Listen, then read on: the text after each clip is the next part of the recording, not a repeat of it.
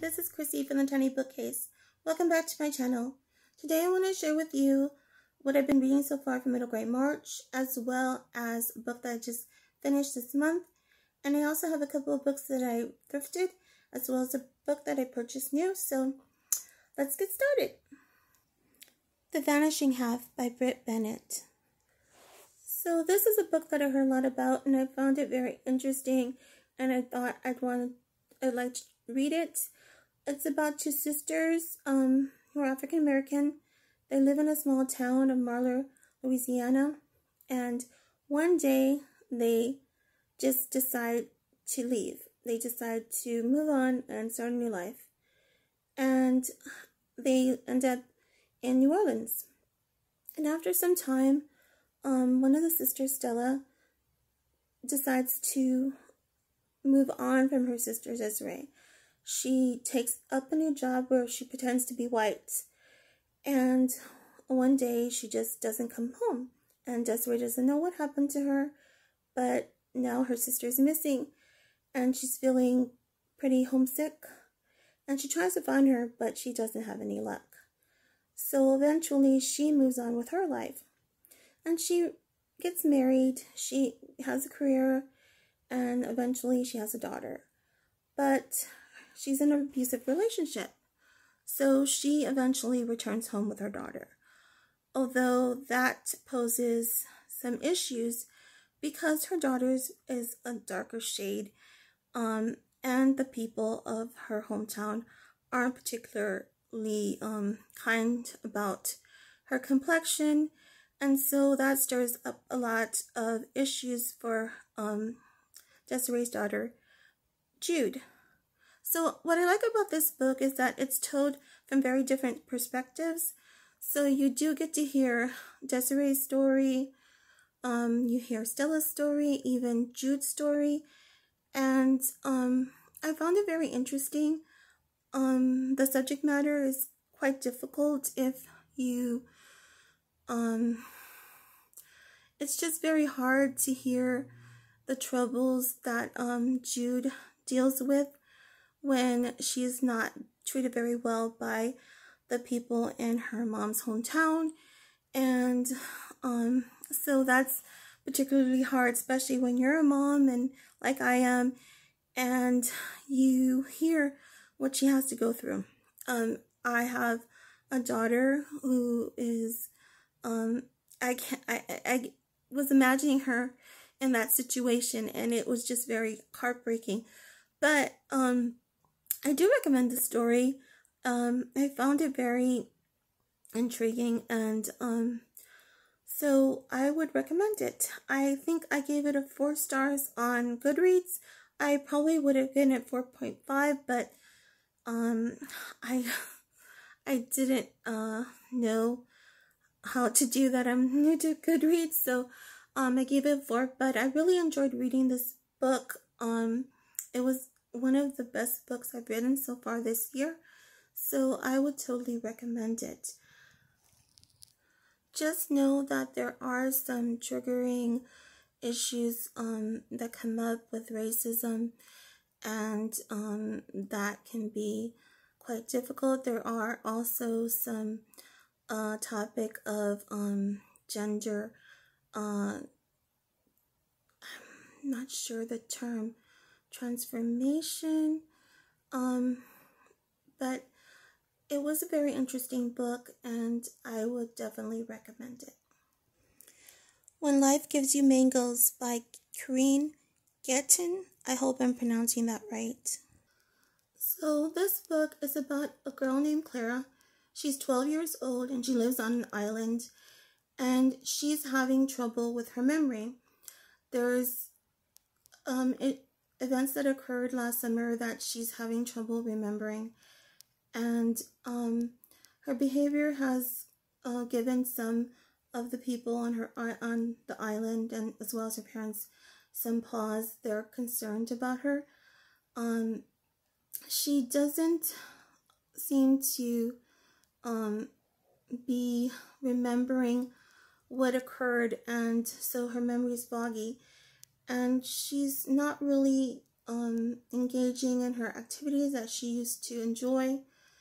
She had a best friend, which was her cousin, and at the moment she's not really getting along with her, and she feels that she has changed somehow, and she doesn't know why. She doesn't know why their relationship has changed.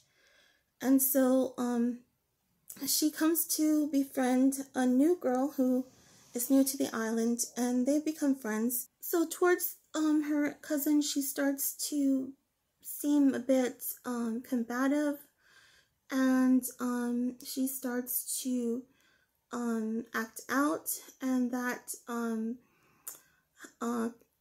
that concerns her parents, so that they decide to take her to see someone to help her, which doesn't particularly work in this situation. But eventually, with the help of her uncle, Alderat, I hope I'm pronouncing that right, he comes to help her to understand what actually is going on between her and her cousin. And I found it very surprising. I kind of pride myself on trying to figure out the way a story is going to head. And in this situation, I was reading, it didn't occur to me. So I was quite surprised with how the book, the turn it took, and I really enjoyed this book. I really enjoyed this book. I gave it 5 stars on Goodreads, so I totally would recommend it. Even though it's told through a young girl, and it's a middle grade read, I found it very interesting, and yeah, I totally recommend this book. Betty Before X. So this book I'm listening to on audio.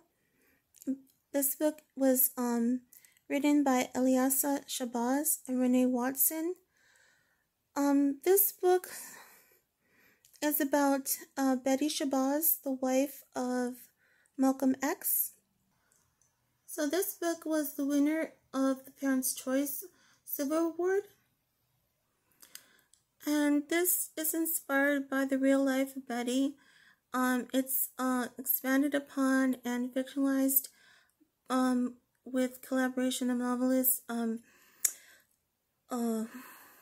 Renee Watson and Betty's daughter Eliasa Shabazz.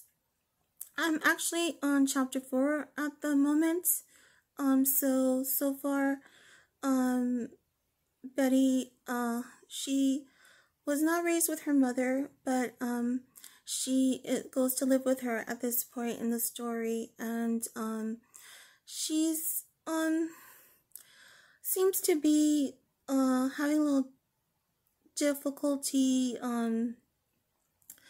I don't know, assimilating into her family life at this point. She has made some friends and has gotten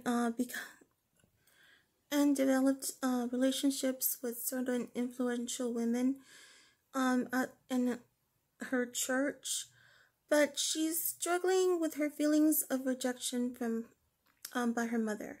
So yeah, I'm interested to see where the story goes. I found it very very thoughtfully written, even though I'm actually listening to it on audio. I'm really enjoying it so far. So I also just started The Case of the Stolen Sixpence by Holly Webb and Marianne Lindsay. I actually just started it today, and so I haven't gotten that far in the book. I think I'm on page 15 at the moment. So at this point, Maisie's on an errand for her grandmother. She's out to pick up some fish for supper that evening. Her grandmother owns a boarding house, and so she's off to get dinner. All the ingredients her grandmother needs for dinner, and she's just daydreaming about how she wants to be this detective like her like um like Gilbert Carrington, the great detective who in this story I believe is supposed to be a Sherlock Sherlock type of detective. And so she's getting ready to go back, and she comes across a pile of rubbish where she finds a soaked sack that's tied up and seems to be moving, and she's wondering what's this all about. So she when she hears whimpering from the bag, she just tears it open, and she discovers there is a puppy inside. So right now that's where I'm at. I thought I would be more engaged in the story. It seems something that I would be more interested in because it's something that I find very interesting. I like mysteries. I like the outside cover, and I tend to choose what I read by covers, which I know you really shouldn't do, but that's the kind of reader I am. So I feel like the story's going a little slow. Hopefully it picks up, and I can finish this soon.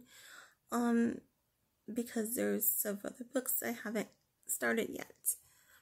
But so that's all I've been reading at the moment. Now I want to share with you some books that I have thrifted. These are the Hobbie books that I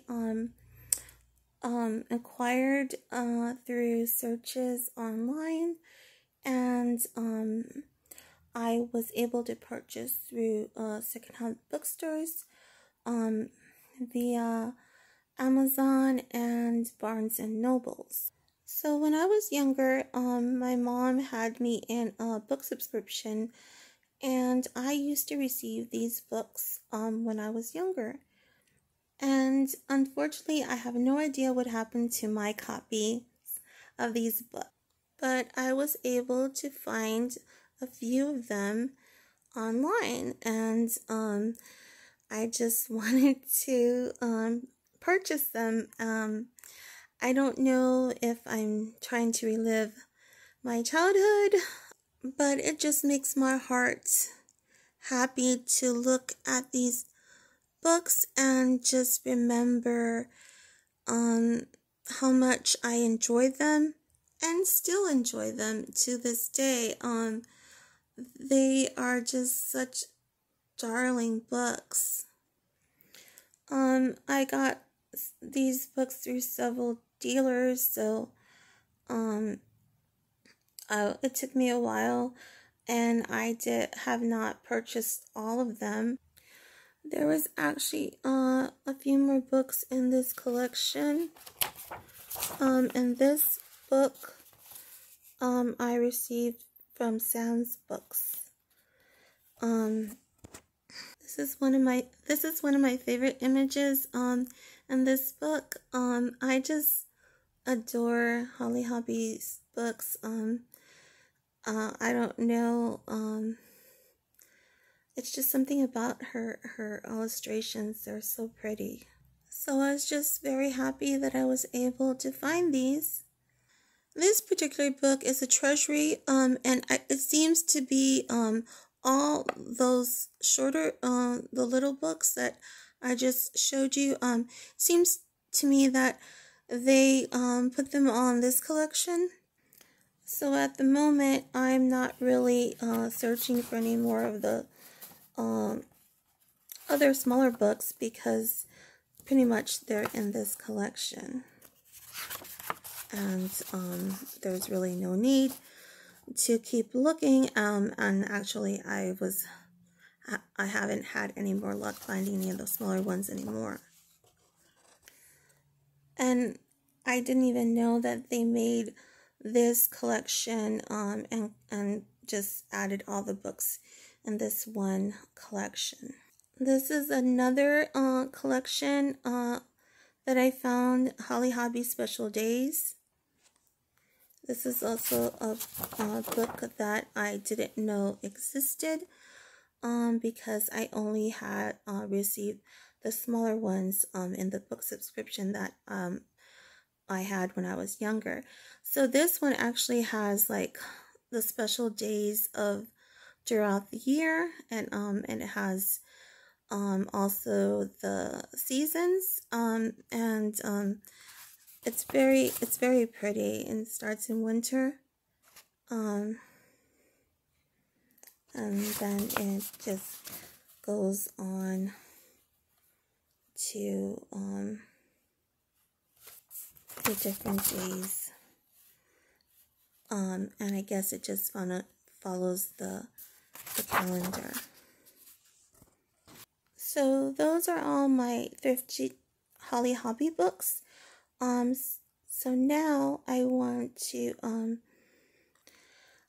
share my new copy of J.K. Rowling's Harry Potter and the Half-Blood Prince. This I purchased on Scholastics, and I actually purchased it because I wanted a paperback copy. And the Half-Blood Prince is one of my favorite books.